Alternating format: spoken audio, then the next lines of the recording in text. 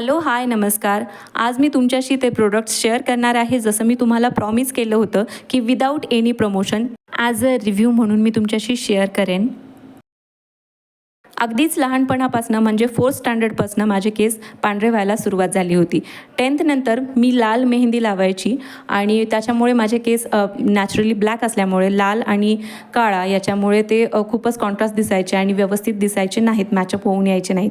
मग मी हळूहळू काळी मेहंदी वापरायला सुरुवात केली. मी अगोदर मयुरी ही मेहंदी वापरत होते. मग नंतर निशा वापरायला सुरुवात केली. याच्यामुळे बरेच दिवस चांगलं चाललं, पण केसांमध्ये जी शाईन असते ती निघून गेली होती. तसेच माझा डॅन्ड्रफचा प्रॉब्लेमही खूप वाढला होता. मग मी नुकतीच गार्नियरची ब्लॅक नॅचरल्स आत्तापर्यंत 4-5 वेळेस वापरून झाले. बघूया आता, सध्या तरी डॅन्ड्रफचा प्रॉब्लेम बऱ्याचपैकी सॉल्व्ह झालेला आहे.